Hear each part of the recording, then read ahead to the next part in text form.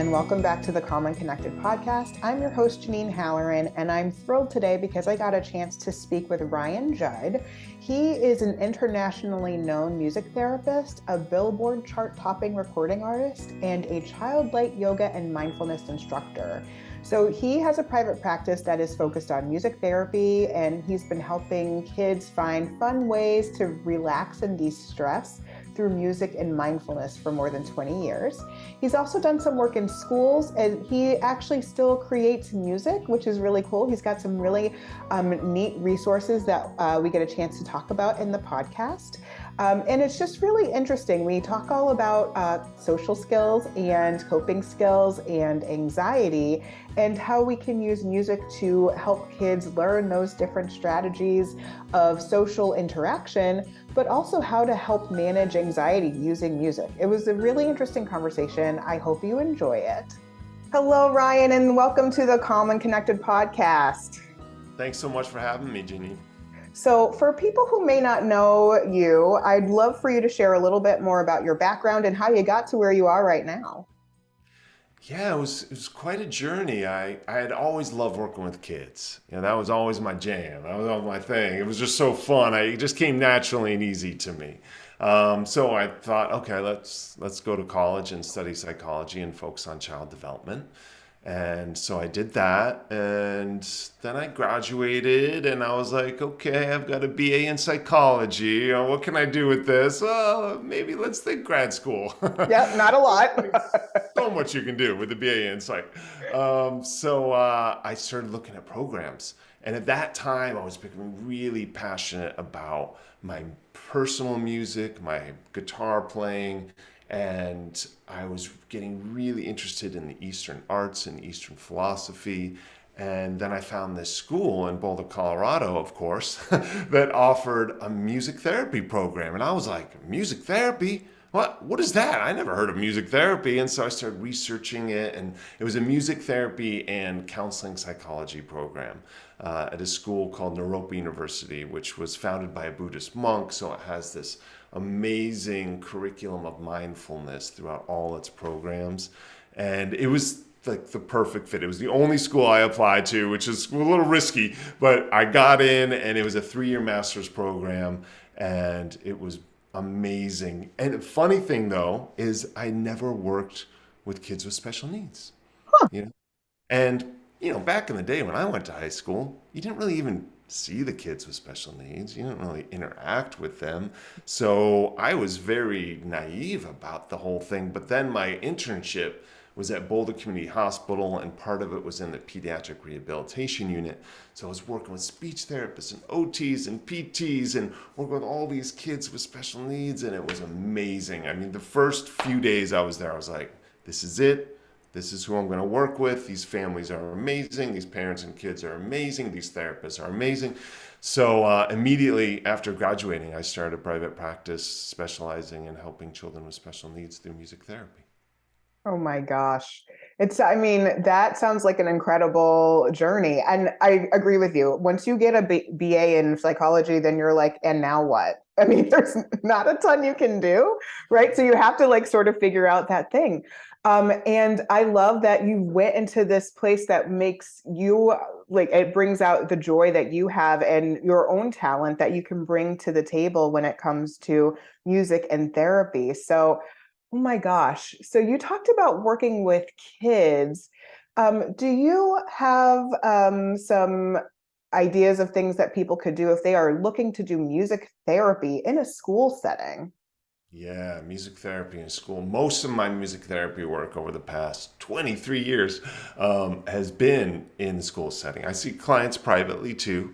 I used to do home-based sessions, but most of it's been the school, which I loved because it just led to more collaboration with the team, with speech therapists and occupational therapists and special ed teachers and all those amazing people that are involved in this child's education.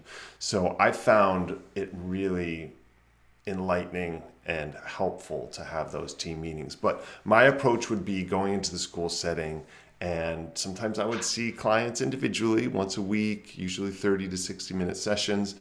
But I also love the groups. We did small groups and large groups. And so that was really amazing too, to really focus on a lot of those social skills in those smaller groups in a way that was different. And you can work on it one-on-one.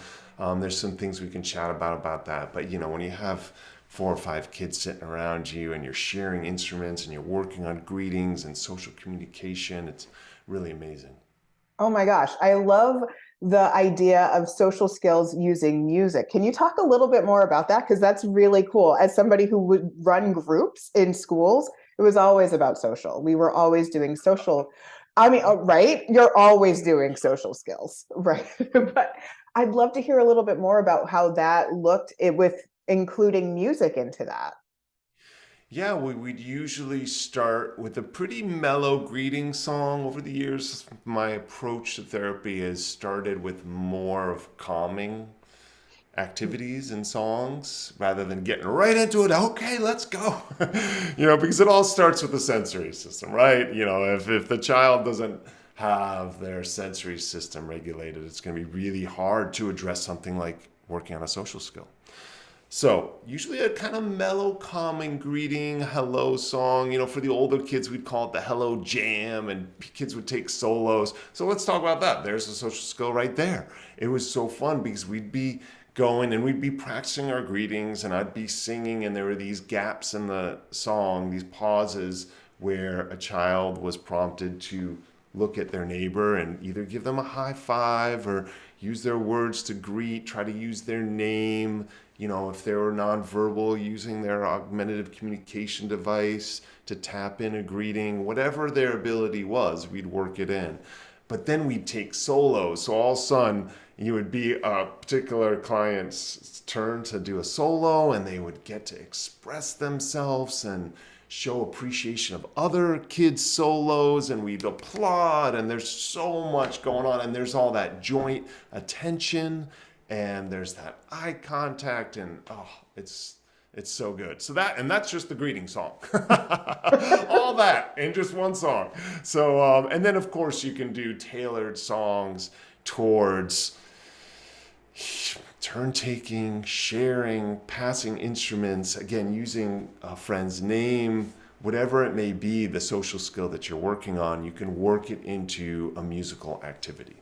I love that. I think that's so powerful. I interviewed Sophie Garner, who is a musician over in the UK, and I remember when we were talking, she talked about when you sing together as a group, all of your heartbeats get into sync, into rhythm together. I think that's just so amazing. That just talks about the power of the group, the power of doing something together and the connection that you have.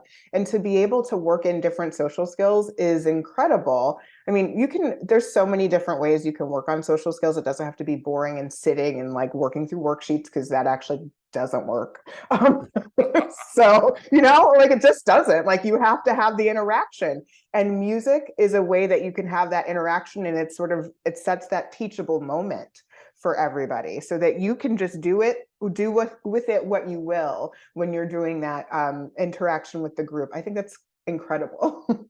And I'm so glad that you mentioned the entrainment of the heartbeats. But another thing that's wonderful is when you're singing, the research now knows and shows that it releases oxytocin, right? Which is that bonding hormone. So just from singing, you're creating this social atmosphere of bonding and connection. It's one of the reasons I've been so fortunate as a therapist to not have to deal with too much like behavior management, because usually very quickly within the first session or two, that therapeutic bond, that trust has developed. And now that child is more willing to allow me to push them therapeutically to do things that are uncomfortable or unfamiliar with them for them, because that therapeutic bond is there. And part of that bond comes from that oxytocin release when we're actively making music together. So I don't play music at my clients. We play together. They're singing, they're drumming, they have little maracas or shakers or tambourines. So a lot of people think, oh, music therapy, you're singing for a kid, right? You're playing guitar for them. No. Once in a while, there'll be an element of a focused listening activity where I'll have them just listen to me play the guitar for 30 seconds. And that's all about impulse control. That's the goal, to not like talk. Those are for like my clients who have a tough time, staying focused and silent and just listening and not having that impulse control to interrupt. So there's a time and place, but for the most part, it's all interactive. It's incredible. It's incredible to think about how powerful that connection is when you are starting off from that, trying to create that therapeutic alliance. That is huge. And I don't think people really take the time to think about that necessarily all the time, unless you're in the field, to understand, like, and if you want children to learn different things, if you want them to learn social skills, if you want them to learn coping skills, if you want them to learn in school, they have to feel connected and safe. Like, before anything else, they need to feel connected and safe, and then their brains are ready for learning. So it's really interesting. So you've talked so much about social skills, but I'd love to hear, you know, about anxiety in music. So I'm just noticing there's uptick in anxiety. The referrals I'm getting are all kids with anxiety right now. When my colleagues are asking, about, do you have any openings? Or if people are asking me, like family, friends, even, like, I have this child with anxiety, I'm not really sure what to do. Do you know? It's coming more and more, especially as the pandemic has continued and we continue to walk through it in different ways.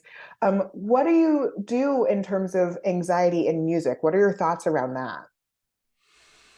Well, research shows that just listening to music can reduce blood pressure, decrease the heart rate, and it can inhibit the release of cortisol. It can lessen the release of cortisol, the stress hormone. So just from listening, but being intentional about it. I think for parents, caregivers, teachers, therapists, kids, we need to be a little more intentional about music and to almost look at it as like this musical medicine cabinet, right? And you open up, you're like, okay, what do I need today? Oh, I'm feeling a little anxious. Let me get my playlist or my favorite album or my favorite song that I find soothing and put that on and take a good listen to that. Just by listening, it's going to help. Or, hey, I'm about to do a workout. I'm dragging. Let me get pumped up here. And so you go to your like pump up music, or like, oh, I got to do this task, a spreadsheet, or folding laundry, or dishes, or whatever, and you want to make it more enjoyable. So you go to that kind of fun, more upbeat music that can make it more enjoyable. But with the anxiety thing, yeah, just actively listening is wonderful. But then you get into another level, the interactive music making, where they're actually playing instruments, can be really wonderful. And one of the reasons I believe for music therapy being so powerful for anxiety, and all these, going back to talking about sensory integration, is when someone's playing an instrument, actively playing an instrument. I have this client, you can hear her coming down the hall because she's like slapping the walls. Like she's looking for that proprioceptive feedback, right? That for her, that feels good. That feels grounding. And of course, what do I give her? I give her a drum, a hand drum. And so when she's hitting that drum, let's just think about this for a sec, Janine. Let's think about what's happening here on a sensory level. She's getting that proprioceptive feedback. She's getting the tactile feedback, the sensation. The auditory cortex in the brain is fired up, of course, because she's hearing it. The visual cortex is fired up because she's hearing it. There's other parts of the brain that are processing the rhythm and the melody of the song. So simultaneously, all within this musical element, the whole multiple parts of the brain are fired up. It's one of the most unique stimuli in the world. So I feel like on that level, it can help with anxiety or other goals. So interactive music making can be very helpful too if someone's experiencing anxiety. It's incredible to think about all the sensory pieces. And I think sometimes we don't think about all of that. Like the way you just described drum playing and integrating all of these different senses that kids are using. It's not just auditory. There is this proprioceptive. There are all these other elements that go into playing music, which I think is really neat. And when you were talking about that medicine cabinet, I think about one of my clients with anxiety, who I've talked to for a really long time now. She talks about when she is like really anxious and overwhelmed, she has a particular playlist. When she's really mad about something, she has a particular playlist. And she'll go around and drive with her friends and they'll put on the right playlist and then they'll just get it all out, which is incredible. Love it. So wonderful. And there's so much more you can do. I love musical social stories. Um, I I have a son who has ADHD and anxiety, so he has taught me an incredible amount. And I have this one app called Story Creator, and you can create social stories. Carol Gray was Yeah. this famous person who came up with these social stories. Just a fun, great, easy way to teach social skills and to deal with things like anxiety of a situation. So, whether you're a parent, therapist, or teacher, doing these social skill stories is great, these social stories, but adding music to them takes it to the next level, right? I feel like it just makes it more engaging and motivating. You can write the music together. So the Story Creator app, here's a little Gentle Hands one that I wrote. You just take a super familiar, simple melody. I think this was I'm a Little Teapot. And when I play with other kids, we might get that's him filling in the words. Our hands and our fingers and even our toes. I will try to do my best to use gentle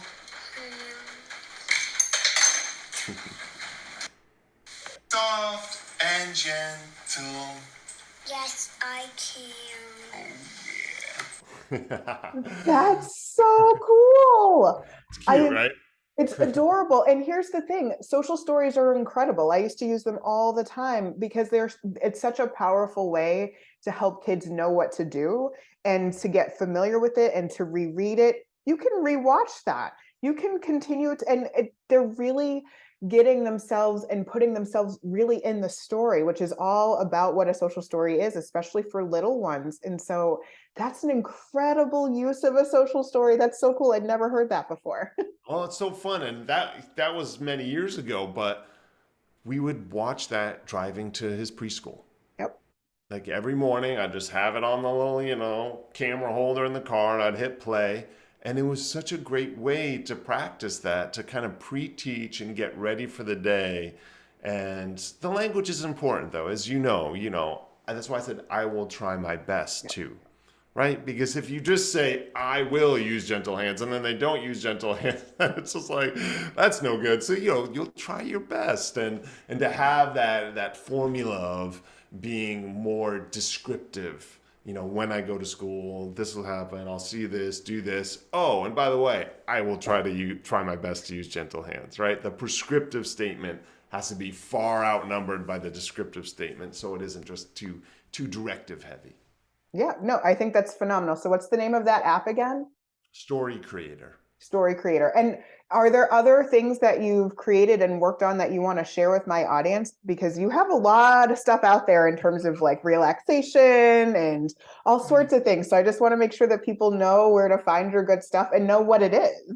Oh, thank you so much. Yeah, I have put a lot of stuff out there. I've got a really awesome music therapy DVD, CD, songbook package. That's on my website, therhythmtree.com, if you're looking for more of those resources to work on those therapeutic goals. And then on my musician website, ryanjuddmusic.com, that's where I have a lot of my calming relaxation music. It's all solo, instrumental guitar, but played at very slow tempos and using some of that research that I've learned over the years to create very calming music. So there's that as well. And I've got this great new app called Cool Koala that's guided bedtime meditations, which incorporates some of my music, especially my music that's all 60 beats per minute, which is the resting heart rate.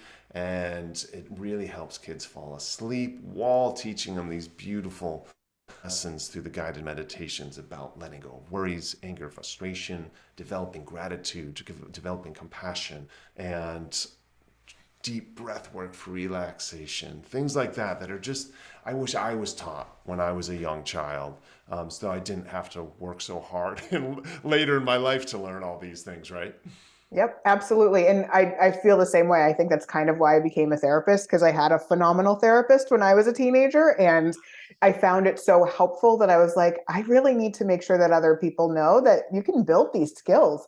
And I remember being in high school thinking like I could have used her in like fourth grade, but but here we are. So I think it's neat to like you sort of create what you know is going to be helpful and what you wish you had or what you know has worked for your children and for your clients. So you're just putting it out there. And I got to tell you, sleeping is one of the most challenging things I keep hearing about over and over again with my anxiety based clients, my kids who have anxiety, who like it's good and they can manage it during the day. And as soon as they lay down, it is so hard to get their brains to settle. So I think it's a neat resource that I want to make sure that people know about so that it's something that they can try and see if it's going to work for their child. So I love that. I have enjoyed our conversation so much. I have one more question for you and then I'm going to let you go.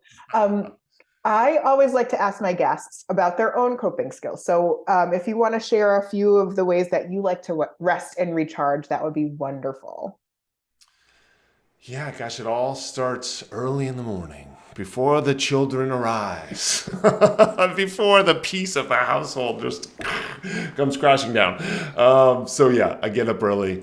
I do a little stretching yoga routine, and then while I'm making the coffee, of course, and then I find 15 to 20 minutes to sit and meditate, and then I feel like, okay, I'm ready. I'm ready for the kids, ready to be a dad, go into dad mode, get them off to school, and then start my day. So, and then throughout the day, it's these little breaks.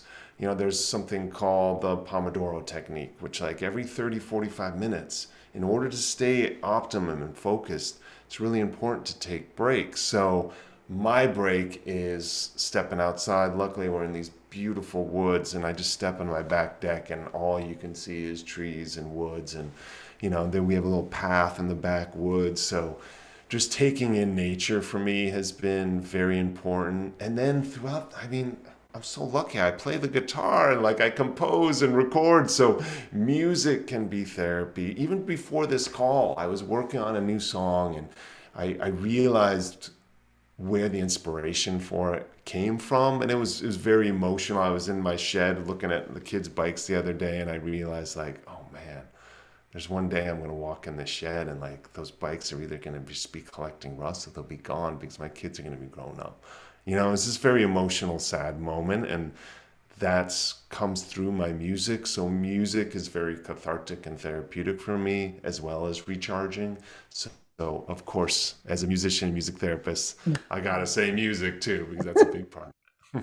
That's incredible. It's sort of funny. I was talking to another mom recently and we were talking about how like the days are long, but the years are short. And, you know, I used to hear that all the time when my kids were little, and now I've got teenagers and I keep looking around and I'm like, I only have so many years. Like you're in ninth grade. Like you only live here for a few more years, I think. So let's try and figure out what we can do to make the most of our time together. It is the blessing and sadness, the bittersweetness of being a parent, I think. You know, you want to raise them so they can like fly, but then you're going to miss them when they fly. Yes. So staying as present and mindful as like this morning, I was thinking about like getting out the phone, but I'm like, no, I'm putting the phone down.